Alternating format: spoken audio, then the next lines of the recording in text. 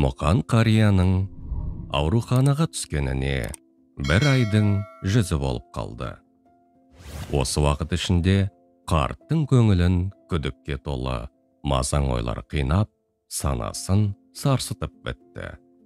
Өткен өмір жолында тағдыр тәлкегіне көп ұшырап, бертінгі кезде ел басқарып, ауыл ағасы атанған шақта да жадыраңқы күйінен мұңға толы жабырқау сәттері де көп болған екен. Тағдыр басына салған ауыртпалықтың бәрін кәтепті қаранардай мойымай көтеріп келсе де, соңғы кездері ұнжырғасы түсіп, өз халінің мүшкілдігін мойындай бастаған сыңайы бар. Алғаш ауруханаға түскенде күдігінен сенімі басым сияқты еді. Қазір сол сенім сезікті қауіпке, арғы жағы беймәлім үргеде қорқынышқа ауысқандай.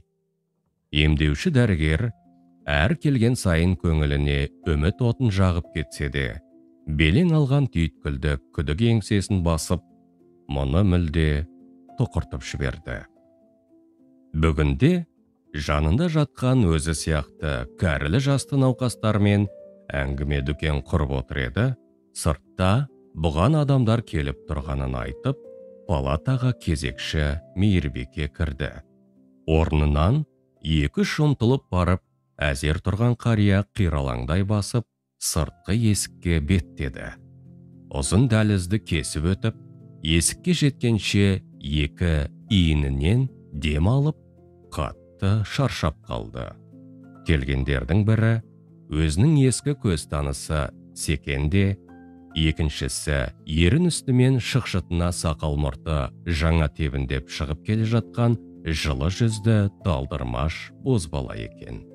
Бұл дәл осы жерде басқаны болса да, Секенді кездестірем деп күтпеген еді.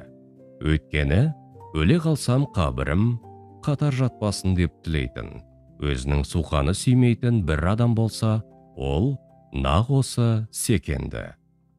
Оны көргенде, улы жыланды көргендей жиырылып, жүрегі қатты дүрсілдеп соққаннан, қаны басына тепсе де ізет сақтап, сәлем берген жас жігіттің алдында долы ашуын ақылға жеңдіріп, сабасына түсті. Бір жағы Секеннің мына келісін неге жорырын білмей, абыржып та қалды. Сосын әліптің артын бағайын деп, аман саулықтан әрге бармады. Үнсіздік ұзаған сайын екі жақта ыңғайсыздана бастады. Бұл қысыл таяң жағдайдан сөзге араласқан жас жігіт алып шықты. Жігіт сөзінен ұққаны, оның Секеннің немересі екендігі. Мұны сонау шалғайда жатқан ауылдан атасы Секен, облыс орталығындағы ауруханада кезінде пендешілікпен зәбірім көп тиген бір қария жатыр. Оның аяғы тайып кетсе, кешірім сұрай алмай қалып, өлгенше өкініп өтермін.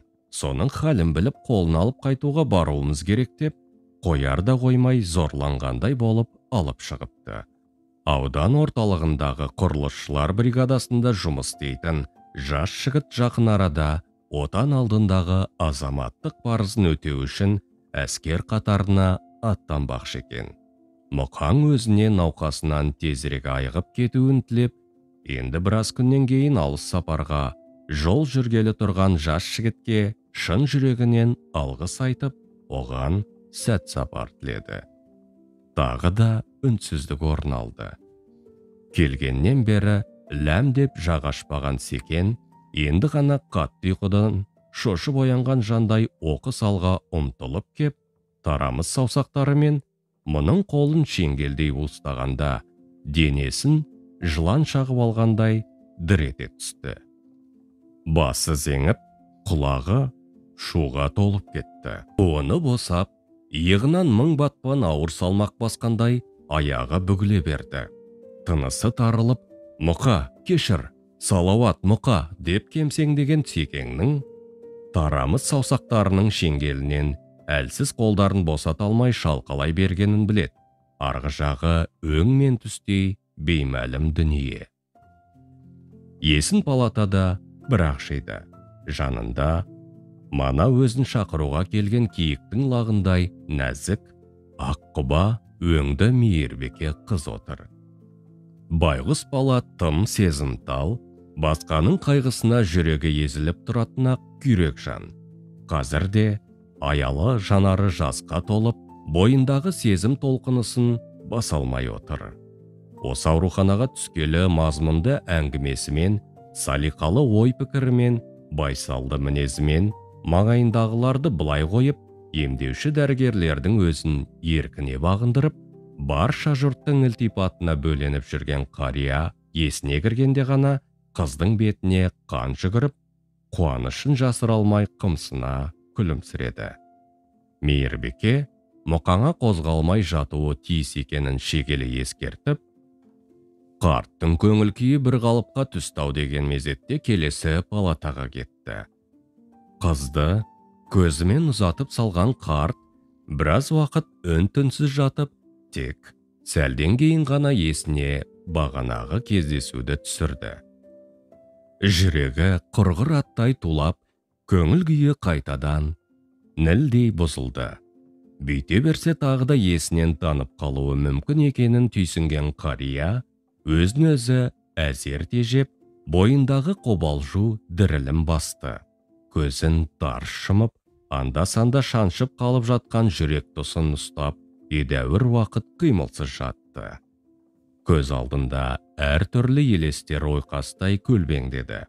Бірін қуса, екіншісі соның орнын басқан өмір елестері мазалай берген қарт, ойы еріксіз қат-қабар оқиғалар мен тағдыр тауқыметінің күйбеңіне толы, ұзақ та ауыр өмір жолын парақтап кеткен еді. Өмір елестері бірін-бірі тез-тез алмастырып, көз алдынан кино лентасындай зырылдап өтіп жатыр.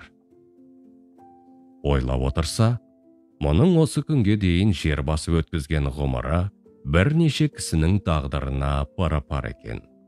Оның өз ғұмырында көрмеген қорлығы, тартпаған тауқыметі жоқ. Соншама тағдыр тәлкегіне түскенде өзінің морт сынып, бұл өмірден баз кешпегеніне әлі күнге таң қалады. Балғын, балалық шағынан есінде үзік-үзік елестер ғана қалыпты. Жадында мықтап сақталғаны өзінің үлкен атасының бауырында тәрбиеленіп, бір аңқау болып өскендігі. Атасы Иса сұңғақ бойлы, қызыл шырайлы жүзіне дөңгелете қойған шоқша сақалы үйлесіп тұратын аса кірпияз, мінезге бай, бәденді адам еді.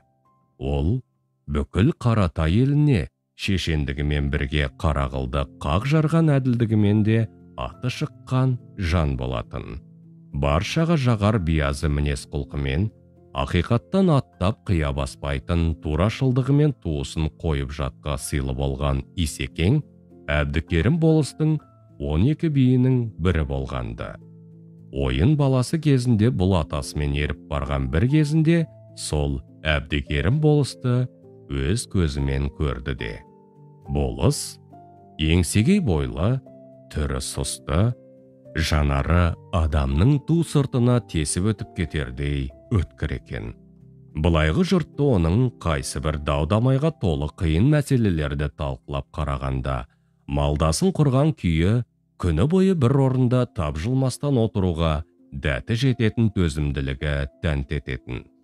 Сонау 20 ғасырдың бас кезіндегі кәмпеске науқаны басталған өркінді жылдары ол кісі көпшілікпен бірге Қытай асып кетіп, ақыры сол жақта кеңес үкіметінің арнайы жіберген қызыл жағалыларының бірінің қолынан ажал құшқанды. Ол болысты мұның тамағына у қосып беріп өлтірген көрінеді. 3 баласы бірдей модалар елі саналатын Еуропаның қақ ортасындағы Франция елінде оқып білім алған, өзі 1907 жылы қазіргі шығыстағы Катон Қарағай ауданындағы Шыңғыстай ауылында шаруа жастары мектебін салдырған. 1902 жылы бүкіл ресейлік думаға шығыс өңірінен барған 2 делегаттың бірі болған көзі ашық, көкірегі сара атақты болыстың тағдыры осылайша аянышты күйде аяқталғанды. Әлгі ел іші қызылдар мен ақтарға бөлініп, 40 пышақ болысқан әлгі аласапыранды үркінді жылдары Балтабай есімді тағы бір аты шулы сұрмерген Қытай асып кеткенді. Үлкендер айтқан әңгімелерден еміс-еміс есінде қалғаны осы Балтабайдың Құралайды көзінен атқан, тіпті оғын атта отырған адамның етігі мен үзеңгінің арасынан өткізетін керемет қолмерген болғандығы. Өзі кедей болса да, біреулердің көрсетуімен қызыл жағалыларға жақпаған мерген ақыры қашқын болып, аудандағы Пахомов атты қызыл командир басқарған Тау қырандары атты шекара отрядының қуғын сүргініне ұшыраған болатын. Ел аузында қалған аңызға қарағанда, отряд бастығы Пахомов соның қолынан мерт болыпты. Балтабай оны бірнеше ай бойы торуылдап, ақыры Қиын жыра деген шатқалды қолатта қапасын тауып атып өлтіріпті. Сосын Қытайға қашқан. Оның артынан қуа шыққан отрядтың бір басшысы, оның інісі Өмірбайға, ағаңды райынан қайтар, ол қателесіп жүр. Кеңес үкіметі ондайларға кешірім жасайды. Оған барып, соны айт деп, ол ағасының артынан қуса керек. Сонда артынан қара үзбей келе жатқан қуғыншыны көрген Балтабай, артына қайырыла беріп, 5 атарының шүріппесін басып қалыпты. Ат үстіндегі адам жерге қалпақтай ұшып түсіп, мерген оның өзініс екенін көріп тұрса да, көзіне бір түйір жас алмай, тек басын шайқай беріпті. Онымен бірге жат елге қашып бара жатқан Манас бұған таң қалып, Балтеке, қалай десең де, бұл бір құрсақтан шығып, бір емшектен сүт емген ет жақын бауырың еді ғой. Оны қалай өлімге қидың? Мұншама дінің қатты болар ма деп, кейістік білдіргенде, мерген жұлып алғандай, жүрегім неге езілмесін? Езілгенді қойып қан жылап тұр. Бірақ қайтейін, қызыл жағалылардың алдаған сөзін еріп, ағасына қарсы шыққан адам ертең кімді қарқ қылмақ? Сенім болмаған жерде күдік бас көтереді. Өмірбай да шыр етіп жерге түскенде пешенесіне жазылған жазмыш сыбағасын алған шығар. Не дейін? Бұл да бір әулеттің шіріген жұмыртқасы болды да. Тек иманы жолдас болсын. Менің осы тұрғанда жалғыз-ақ өкінішім бар. Ол өмірімде алғаш рет мүлт кеткендігім. Маңдайдың тура ортасын көздеп едім, қысыл таяңда қолым қалт етіп, оқ бір елге қиыс тиіпті депті. Мұны кейіндері елге қайтып оралған Манас ақсақал жыр қылып айтып отыратын. Малын жайып, ен даланы емін еркін шайлап жатқан момын қазақтың ол уақытта жаңа биліктің саясатын түсінбей, аяғын жаза басумен өмірі өкінішке өткендері аз болмаған ғой. Бұл да сондай оқиғаның бірі де. Кейде атасымен еріп, болыс үйіне барғанда дастархандағы тамақтан тоя жеп, үйге қайтарда апама апарып беремін деп қалтасына қымыз құйып алатын. Мұның аңқаулығына көпшілік жұрттың талай рет күлгені бар. Атасының бәйбішесі Шынаргүлден туған бір ұлы мен 2 қызы болыпты. Ұлы Мырзабек отын дайындаймын деп жүріп, өзі жыққан қарағайдың астында қалып, жастау кезінде мерт болса, екінші қызы айттырған жеріне береміз деп отырған кезде қатты ауырып, ұзамай кенеттен қайтыс болыпты. Оның екінші қызы Әкімжан кішкентай мұны жанына жатқызбай, кейде басқалардың көзін ала беріп, қолын батырып жіберетін кездеріне бірнеше мәрте куә болған атасы қызының қаталдығына қатты ренжіп, «Ей, қызым-ай, мұншама қытымыр болармысың? Алдағы өміріңде не көрсең де 2 үйді қоңсы қондырмайтын осы жаман мінезіңнен табарсың. Айтпады деме, сенің мүрдең жапан түзде жападан жалғыз қалады, қарада тұр» деп кейтін. Атасының айтқаны айна қатесіз келіп, кенеттен қайтыс болған сол апасының мүрдесі жерленген мола кейінірек Шындығатай деген жайлаудағы Жуан төбе деген жерде жалғыз қалды. Бұл атасының сол сәуегейлігіне бертінде ылғи да таңданумен болатын еді. Ал мұның әкесі Сақан мен оның інісі Райымбек Исағұл атасының ағасы Ақсарының балалары екен. Оның әйелі өре аузынан сөзі, қойнынан бөзі түскен жуас күйеуін менсінбей, талай рет балаларымды алып әкемнің үйіне кетем деп қиғылық салған көрінеді. Бастапқы кезде өр серпіп, ештеңеге есе бермеген соң, оны атасының әулеті жерден ұра қазып, оны соның ішіне қамап ұстапты. Өре тек бертінде дүниеге арыстай екі ұл келгенде ғана жуасыған көрінеді. Сол тентек келін Ақсары қайтыс болғанда, ерінің орнын бір жыл бойы сақтап отырыпты. Сол уақыт өткеннен кейін, әмеңгерлік салт жолымен оны өзіне әйелдікке қаратпақ болғандар қарасы көбейіп, мұның арты дауға ұласса керек. Істің насырға шапқанын байқаған мінезі тік, бір беткей, өлсе де бір айтқанынан қайтпайтын өре, менің баршаңызға қоятын бір-ақ шартым бар. Егер біреуге тиетін болсам, тек Исағұлға ғана тиіп тағдырымды сонымен байлаймын. Олай болмайды екен, басыма еркіндік беріңізде. Қос баламды алып, тау астындағы төркініме кетем деп отырып алса керек.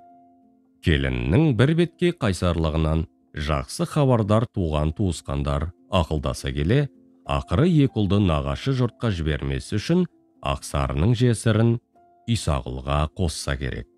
Сақаннан туған мұны Исағұл атасы бен оның бәйбішесі Шынаргүл Мырзабектің орнын осы басып, қара орманды мекеннің түтінін осы түтетеді деп, мұны бауырларына салып алыпты. Әлі есінде, атасы мен кіші үй бүркіт ұстайтын. Бұл өзінің тетелес өскен бауырларымен бірге барып, ауыл сыртында тұзақ, қақпан құрып, соған түскен тарақ құйрықтарды бүркітке жем қылып береміз деп алып келетін. Үйге келген соң, ұстаған олжаларын бөліске салар еді. Қаннан қорқатын бұл тышқанды боршалауға қатыспай, тек сырттан ғана бақылап тұратын. Мұның аңқаулығын пайдаланған, өзінен кейінгі тетелесінісі Нақан қулыққа басып, үлкен үйдің бүркіті тышқанның басын жеу керек, қалған етін біздің үйдегі бүркіт жейді деп, ылғи да бұған тарақ құйрықтың қу басын ұстатып жіберетін. Мұны көрген атасы ішек сілесі қатқанша күліп, басын шайқай отырып, «Әй, аңқау баламай, анау Сақанның ұлы барып тұрған залым, бір бармағын ішіне бүккен қу, жаратқан тіл көзден аман сақтасын. Талағында биті бар неме, түбінде жерде қалмайды. Ал сен осы аңқаулығыңнан алдағы өміріңде әлі талай таяқ жейсің бе деп қорқам. Кім не айтса соған елпетіп етпетіңнен құламай өзіңше әрекет етпейсің бе? Тым болбырсың, саған ширау керек. Аяқ қолың жерге тимей, жансала қимылдап, ерекше жылымырлық танытпасаң, көпшіліктің қағанағын қарық, ағанағын сарқ қылмаған өмірдің қандодасы өтетін мына қатыге жалғанда талайға есен кетеді. Ойлан балам, ойлан, деп отырар еді. Жастығы ма, көп нәрсені парық қыла бермейтін кемпейділігі ме, кім білсін? Ақылды атасының бұл сөздеріне кезінде көп мән бермепті. Талай адамның тағдырын шешіп, өмірдің ыстық суығын татудай-ақ татқан атасының сол ақыл сөзінің жаны бар екенін бұған кейінгі өмірдің өзі көрсетті. Атасы дүние салғанда бұл есі кіріп қалған жас өспірім бала еді. Ат айналып қазығын табат дегендей, атасы бақи болғаннан кейінгі өмірі туған әкесінің үйінде өтті. Өзінен кейінгі тетелесінісі Нақанмен бірге көрші Шыңғыстай ауылындағы кезінде Әбдікерім болыс салдырған шаруа жастары мектебінде оқыды. Оны жергілікті халық школа крестьянский молодежи деп атап кеткен. Бір қызығы, осы атау әлі күнге дейін өзгеріссіз сақталып келеді. Бірақ мұның білім нәрімен сусындауы ұзаққа созылмады. Зерделі баласының 3-4 жыл оқып алған білім қоры бір басына жетіп жатыр деп ойлады ма? Болмаса күннен күнге шау тартып, денсаулығы нашарлай бастағансын ба, әйтеуір, әкесі мұны әрі қарай оқытпай, мектептен шығарып алып, өз жанында ұстады. Ал Нақан бастаған басқа балаларының бәрінің әрі қарай оқуына кедергі болған жоқ. Өзінің бар алған білімі бастауыш мектеп көлемінде ғана қалғандығы да сондықтан болатын. Кейде өз атасының бауырында өсіп, әкесінен алыстау жүргені көкесінің мұны әрі оқытпауға шешім қабылдауына ықпал етті мекен деп, іштей оған өкпелеп те қоятын. Бірақ бертін келе оқуын жалғастыруға жасы артып, әрі құртақандай бүлдіршіндердің арасында үлектей болып өңкейіп отырудан ұялып, бұл әрі қарай оқып, білімімді жетілдірсем ау деген үкілі арманымен бір жола қош айтысқан. Үйдегі баланың үлкені болған соң, әкесі мұны жеңіл-желпі ғана емес, ауыр оспақ жұмыстардың бәріне салды. Бәлкім, ертерек ер жетіп, артынан ерген іні қарындастарына сүйеу болсын деді ме екен, кім білсін. Қалай болғанда да ауыр жұмыста шынығудан мұның опық шемегені анық. Әр жұмыстың ығын біліп, қара еңбекке төселіп, балғын денесі шар болаттай шынықты. Қабырғасы қатып, бұғанасы бекеген сайын ширай түсті. Уақыт өте келе, колхоз жұмысына да араласты. Өз ісіне ұқыпты, сауатты жас колхоз шаруашылығына қоян қолтық араласа жүріп, білікті, сауатты жас деген атқа ие болды. Жасы 17-ге толар-толмаста колхоздың есепшілік қызметіне тұрды. Ол кездері есепшілік ауылдағылардың екінің бірінің қолынан келе бермейтін үлкен қызмет саналатын. Бұл республиканы қанқұйлы Голощекин басқарған, қолдан ашаршылық жасалған нәубетті жылдар еді. Кеңестер одағына кіретін басқа республикалар сияқты 30-шы жылдардың ауыр нәубеті Қазақстанды да айналып өтпеген болатын. Орталықтан қиыр шетте жатқан республиканың шығысында тұратын бұлардың ауылына да ашаршылық ауыз сала бастаған. Голощекин басқарған Қызыл империя белсенділерінің қасақана қолдан жасаған ашаршылығының зардабын бұларда аз тартпаған. Асыра сілтеу болмасын, аша тұяқ қалмасын деген ұранмен әрекет еткен биліктің онсыз күні қаран қазақтың бар малының басын құртып, жұртты төрт түліктен жұртта етуі аталған ұлтты қынадай қыруды мақсат еткен осынау құйтырқы саясаттың құрбандығына шалынғандар қазақ даласында мың-мыңдап саналатын. Колхоз кеңсесінің маңында жүргендіктен, бұл өз үйінің отбасы мүшелерін аз-мұздап болса да ішіп-жеммен қамтамасыз етіп тұрды.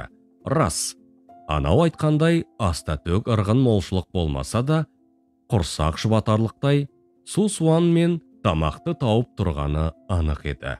Бірақ соның өзі бір үйлі жанның тамаққа деген сұранысы мен қажетін толықтай ақтай алмайтын. Аштық құрсауы барған сайын қысып, жұртты құлбыраудай бұрады. Ауыл арасында ірі қара басы түгесіліп, ұсақ малға ғана қарап қалған кез туды. Әр үйде аштықтан бұратылып, шыңғырып жатып өлгендер саны көбейе түсті. Көрші Өрел ауылында орналасқан шекаралық комендатура маңындағы алаңға шолақ белсенділер жылқы біткенді үй басын қағып жүріп жинап әкетіп, солардың бәрін маңқа болды деген желеумен шекарашыларға атқызып тастаған болатын. Өзегі талған ел қайтсын, жерге көміп тастаған жылқы етін қайта қазып алып, соны пісіріп жеу, талғажау еткеннен кейін содан ұшынып, я уланып өлгендер жетерлік еді. Сол тұста өлместің қамымен ауылдар арасында біреудің малын біреу ұрлау сынды қиянатқа барушылық етек алғанда, жасы 12-13-ке келіп қалған мұның інісі жініс ағайындас Бұлатайдың Әутәш деген ұлы екеуі көрші ауылдағы Мүсіреп дегеннің бір марқа қозысын ұрлап әкетіп, оны Қалақ тауының басына апарып сойып, етін түнделетіп үйге алып келіпті. Көрші қолаңның бірінің көзіне шалынса болды, бұл хабар жалпақ жұртқа жайылады. Соны ойлаған мұның шешесі Рахила әлгі етті шүберекке орап, үйден әудем жердегі сай ішіндегі құмырсқа илеуіне апарып жасырып қойды. Ал бұл кезде үйде мұның жүністен кейінгі екі бірдей кіші інісі өлім аузында жатқанды. Екеудің сәл ересегі Әділ егіс алқабында жиын терінен қалған масақтарды теріп әкеп жасаған атала көжеден уланып, іші тоқтамай өтіп жатса, екінші інісі Тоқтардың басындағы қызыл матадан тігілген тақиясына аң деп ойлады ма, кім білсін, әкесі бойы сергісін деп балақ жібінен ұстап ұшырып жүрген үйлеріндегі шау тартқан бүркіт келіп түсіп, оның 8 найзасы баласының бас сүйегін қатты сығып жіберіп, оған қатты зақым келтіргендіктен бала кеттім бардым күйде төсек тартып жатқан еді. Шешесі өзі тыққан етті бош жүрген ауыл иттерінің бірі сыртқа сүйреп шығарып, дүйім жұртқа масқара қылмасын деген оймен әлгі құмырсқа илеуіне елеусіздеу барып, еттің орнында бар жоғын әлсін тексеріп келіп тұруға мәжбүр болған. Төтелеп келген ажал қойсын ба, артынан ерген қос інісі 2 күн бойы дөңбекшіп жатып, беттері бері қарамаған бойы ақыры көз жұмды. Біраз уақыттан кейін ауыл пысықайларының көрсетуімен бұл да аудан орталығында 6 ай абақтыда отырып шықты. Оған аудан орталығынан шөп шабу науқанының қалай жүріп жатқанын тексеруге келген уәкіл атының зым-зия жоғалып кетуі себеп болғанда, сол оқиғаның қалай болғаны бүге шігесіне дейін әлі есінде. Ұмытпаса, әлгі оқиға шіліңгір шілде айының ми қайнатыр ыстық күндерінің бірінде болған. Бұлар Киров колхозына қарасты Кемпір деген жердегі шабындықта қысқы мал азығына шөп шауып жатқан. Түске қарай орақшылар сәлде малуға отырған кезде аудан орталығынан салаң етіп көпшілік жұрт жақтыра бермейтін бәкене бойлы мойнын ішіне тартқан қоныс Жақып уәкіл келе қалған. Іштей жақтырмаса да, сәлем мезіретін жасаған көпшілік уәкіл не дер екен деп, соның аузын баққан. Одан қайбір мардымды сөз шықсын, ана-мынаның басын бір шарпып, шатып бұтып бірдеңелерді мінгірлеп, сөзінің соңында «Шөп шабуларың сылбыр, науқанды дер кезінде аяқтай алмасақ, бар жауапкершілік жүгі сендердің мойындарыңа жүктеледі» деп сес көрсеткен. Орақшылар уәжіне құлақ аспаған, уәкіл ақыр соңында шабындық басында қона түней жатып, жұмыс қарқынын жеделдетуге өзі мұрындық болмақ ниет байқатқан. Астына мініп келген қаракерер бесті үстінен шыбын тайып жығылатындай семізеді. Ішкен тамақтары мәз болмай, ауыр жұмыста ортақ, құрсақ күй кешіп жүрген тартпашылар өзі ақылдасы келе түнде әлгі бестіні сойып, етін тығып тастауға уағдаласқан. Айтылған сөз, атылған оқ дегендей айтылды бітті. Бесті сойылып, оның еті сенімді жерге тығылған. Атының үштігейлі жоғалып кеткенін тұзы жеңіл, даурықпа жақып ертеңінде бірақ біліп, байбаламға басқан. Шыж-бұж болып, әркімге бір соқтыққанмен, оған шындықты кім айта қойсын? Орақшыларға аузына келгенін айтып, боқтықты қарша боратқан уәкіл ақыры бұлардан ештеңе өндіре алмай, шабындықтан 15 шақырым жердегі аудан орталығына еркін арқалап жаяу қайтқан болатын. Кетерінде қаскүнемді жердің астына түсіп кетсе де табатынын, қажет болса ауданнан милиция жіберетінін айтып күпсінген. Басқасы басқа болғанмен, оның өз айтқанынан қайтпайтынына бұлардың бәрі қанықты. Уәкіл сөзінде тұрып, шабындық басына ауданнан жанына үнемі көзі іріңдеп жүретін қатып ақы шалды ерткен бір милиция қызметкерлері келді. Құр қол барса, Жақыптың кәріне шыраудан қорыққан ол байқұс, бұлардың бәрінен жеке-жеке сұрақ алып, артынан сөзден нақты іске көшкен. Қолына істік таяқ алып, айналаның бәрін індетіп тіміскілеп іздеп жүріп, қоспасынан әудем жердегі қалың қараған арасына тығылған етті тауып алған. Милиция қысымы қатайған кезде Серікбайдың қали болған жайтты жіпке тізгендей етіп айтып беріп, соның артынан 4 кісі ағайынды жігіттер Құмар мен Жаппар және әкесімен бірге Мұқан қылмысқа қатысы бар күдіктілер деп танылған. Бұларды жақын маңдағы комендатураға айдап апаруды Қатыбақы шалға тапсырып, милиционер дереу аттанып кеткен. Жол ұзақ, күн болса ми қайнатар ыстық. Ілбіп, әзер жүріп келе жатқан бұлар орта жолда сәл бел жазып, аз-мыз демалуға тоқтаған. Ойында не бар екенін кім білсін. Дәл осы сәтті күткендей-ақ, мұның әкесі өздеріне жамағайын болып келетін Қатыбақаны айналдырып, өздерін босатып жіберуге көндірмек болған. Қолындағы ескі бірдеңкесін қайта-қайта шошаңдатқан ол, бұған өлсе көнбейтін түр байқатқан. Мұның әкесі сөзінен бұрын, қолы бұрынырақ жүгіретін, тыз етпе қызба адам болатын. Сөзіне пысқырып қарамаған тантық шалдың ісіне қитықты ма, күйініп кеткен ол, екі-ақ аттап шалдың қасына жетіп барып, әлгінің қолындағы мылтықты жұлып алды. Байқұс шал ашу үстінде сақан ұрып жіберер деп қорқса керек, қолымен басын қорғаштап шыршыр етті де қалды. Мылтықты анадай жерге лақтырып жіберген әкесі бұған әмірлі дауыспен тез кеттік деп бұйырды. Неге екенін өзі де білмейді. Бұл бұйдаланған ботадай әкесінің соңынан еңбеңдей ере жөнелген. Ағайындылар, сақа бізге ондағылар не қылар дерсің? Құдайдың басқа салғанын көріп аларымыз. Біз қаламыз. Сіздер бара беріңіздер деп бұларға ілеспеген. Бұлардың осыдан кейінгі 1,5 айға жуық өмірлері әр жерге бой тасалап қашып сумен өткен. Бұлар көбінде түнге қарай Ағдаланың ең түпкірінде орналасқан Түбек деген жерге қой бағып отыратын Қожықаның үйіне түнеп жүрді. Күндіз үйден аулақтау жерге ұзап, қылтима иықтан күре жолдан ары бері өткендерді жіті бақылап жатады. Ара-тұра Бұқтырма өзенінің тайыз жерінен кешіп өтіп, түн жамылып келіп өз үйлеріне соғып, киім ауыстырып, азын-аулақ жол азығын алып кетеді. Мұндай мазасыз күндер мен түндер бұларды діңкілдетіп те біткенді. Күздің өңменнен өтер қара суығының ызғары білініп қалған шақта бұлар қапылыста қолға түсіп қалды. Аудан орталығындағы қызыл жағалыларға бұлардың түн баласы Қожықаның үйін паналап жүргендерін әлде біреу жеткізді ме, әлде сәті солай келді ме? Әйтеуір аңдығандар ақыры әкелі балалы екеуін бір түні келіп құрықтап тынған. Қашып пысудан, ұйқының қамбауынан әбден қалжырап біткен бозбала жігіт бір ойдан бұл істің осылай аяқталғанына іштей шүкіршілік еткен. Мұқан осылайша алғаш рет абақты торына қамалған. Бұл қалған ғұмырында мұның пешенесіне жазылған тауқыметті тағдырдың басы ғана екен.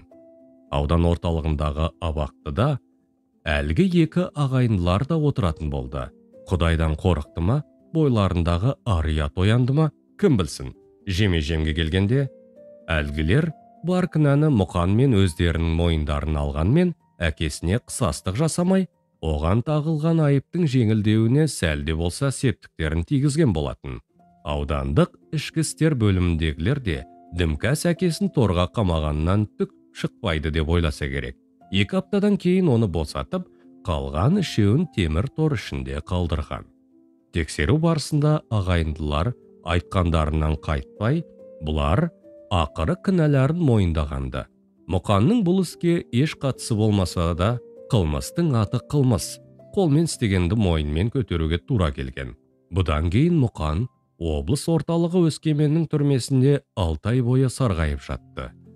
Колхоз басқармасындағылар қайта-қайта арызданып жүріп, бұл әупіріммен жалған жаладан құтылып, түрмеден босап шыққан. Сол бір жаны жазықсыз жапа шеккен күндерден бері қарай өзінің көңілі пәктігін, арының тазалығын қорғаштап, басқаның әппақ қардай кіршіксіз таза ар-ожданын таптаушы арызқойлармен, араны кең парақорлармен, өмірінің күнгейінен гөрі көлеңкесін сағайлайтын тоғышалармен бітіспес қанды майданға шығып, әділет атты ұранды тоғып көтеріп, күні бүгінге дейін қалғадырынше ымырасыз күрес жүргізіп келеді. Осы майданда оңбай жығылған кезі де, сүрініп кеткен шақтары да көп болыпты. Бірақ әділет жеңбей қойған ба, ақыры бұл жеңді. Қарсыластары амалсыздан мұның жеңісін мойындады. Бағамдап отырса, өмірде мұның маңдайына жазылғаны бірнеше адамның ғұмырына жетерлік ащы тағдыр екен. Осы тағдырында қуанышынан азабы, күлгенінен күңіреніп жылауы көп болған екен. Өскемендегі түрмеден босап келгеннен кейін, едәуір уақыт өткенде, мұның көзі ашық, сауатты жас маман ретінде аудан басшылары бұған үлкен үміт артып, ең шалғайда орналасқан Аршалы деген ауылға кеңес хатшысы етіп тағайындаған. Ауыл басқармасына мұнымен аталас ағайыны Берікбай бекітіліп, бұл екеуі бірер жыл қоян қолтық бірге жұмыс істеген. Бірақ денсаулығы сыр бере бастаған әкесінің жағдайына байланысты, бұл жұмыстан бас тартып, отбасына қайтып оралуға мәжбүр болған. Сол Аршалыда жұмыс істеп жүрген кезде кеңсе сыпырушысы болып жұмыс істеген Өрелдегі қалың Самай руынан шыққан Қазанғаптың ясынының қызы Нұргүл атты жетім қызға үйленген. Әпайбат келбеті бар, қолында жалғыз шешесін ұстап отырған осынау жанмен бұл артынан ұзақ жылдар бойы ерлі зайыпты болып, әй-шәй деспей, тату-тәтті өмір сүрді. Тағдырдың жазуы солай ма, болмаса бойында кінәраты болды ма, кім білсін. Мұның Құдай қосқан қосағы құрсақ көтеріп, пұшпағы қанамады. Бастапқы кезде бұған онша мән бермегенмен, бертін келе бұл жайт Мұқанды көп ойландыратын болды. Кейде пыш-пыш ел сөзінен мез болған кездері бәріне қолды бір-ақ сілтеп, Нұргүлді тастап кетуге бел байлаған шақтары да болған. Бірақ жарына деген бойындағы аяушылық сезімі бұған ерік бермей, бара-бара бұл да тағдырдың жазмышына амалсыз көнген. Ауылда кәкір-шүкір жұмыстармен айналысқан бұл 2 жылдан кейін, аудан орталығында жаңадан құрылған кең шараға бухгалтерлік жұмысқа қабылданған. Обал не керек? Бұған көп қолдау білдіретін басшысы аяғын сылтып басатын Макаревич деген орыстың. Бұл кісінің мінезі өте қатал болғанымен, істің ыңғайын білетін білікті, білімді, іскер, ең бастысы турашыл, әділ адам болатын. Обал не керек? Бұған көп қолдау көрсетті. Білмеген жерін үйретіп, кем соққан жерін толықтырып отырды. Ұлты басқа демесең, қайырымы мол, жібі түзу жан еді. Әкесі құп көрмесе де, бұл Нұргүлдің сіңілісі Шәмшияның кішкентай қызын асырап алғанды. Шынтуайтында, оны асырап алуға мәжбүр болған. Оған себеп болған оқиға мынау еді. Сол кездері аудан жері арқылы Семейдегі ет комбинатына сонау Моңғолиядан қазақи қой мен қара сарлықтар айдалатын. Сондай 1-2 сарлық табыны мен 7-8 отардан тұратын малды айдаушылардың бірінде көр топырақ болып бара жатқан Тұрсын деген азаметпен көңіл қосқан Шәмшия қолындағы жас қызын апайының үйіне біраз күнге қала тұрсын деп әкеліп тастап, содан қайта қайырылмай, сол кеткеннен мол кеткен. Күнәсіз сәбиді бұлар қалай далаға лақтырып тастасын, амалсыздан қолдарында қалдырып, лашсыздан оны бауырларына басқан. Жас сәбимен бірге үйге күлкі кіріп, бұлар ел қатарлы тәп-тәуір өмір сүре бастаған. Мұқан сонда алғаш рет баланың адам өмірінде қаншалықты зор маңызға ие екендігін жан жүрегімен сезінген. Ләйлім атты әлгі бүлдіршін қызға өзінің фамилиясын беріп, оқытып жеткізіп, аузына жемісін алып беріп, құтты орнына қондырған. Институтты бітірген жылы оның артынан Гурьев қаласының Орынбек атты салт басты, сабау қамшылы бір жігіті арнайы іздеп келіп қызының қолын сұраған соң, бұл той томалағын жасап, қызын құтты орнына қондырған. Оның да әкесі дегенде жаны бөлек. Бүгіндері бауырынан бала өрбітіп, бір әулеттің шаңырағын шайқалтпай ұстап отырған салиқалы әйел. Бұған да шүкіршілік. Аудан көлеміндегі әртүрлі партиялық жұмыстарда қалқадерінше еңбек еткен бұл ешқашан арына дақ түсіп көрген емес. Ең бастысы, ақиқаттың ақ жолынан таймады. туа біткен адалдығынан бұра тартпай, ар ұялар іске бармады. Сонысымен қалың көпшілікке жағып, сыйлы азамат болды. Бұл жағынан ол өзінің өткен өміріне өкініш білдірмейді. Өкінетіні басқа. Оның себепкері әлгі ішмерес Секен секілді шолақ белсенділер. Бұл өзі таңды таңға ұрып айтсаң бітпейтін ұзақ әңгіме. Оның түйінін таратып, әркімнің нақты оқиғаға қатысты атқарған рөліне тоқтап, шынайы баға беру үшін әңгіменің әлқисасын сонау соғыс жылдарынан бастауға тура келеді. Мұқан өмірінің қысталанға толы ауыр шақтарының басталуы дәл осы аты өшкір соғыспен байланысты екенінде дау жоқ. Соғыс деген сөзді естісе, жүрегінің еріксіз дір ете қалатыны да сондықтан. Апырай, дүние-ай десеңші, бұл бастан не өтіп, не қоймады дейсің? Ол да бір өткен заман екен ау.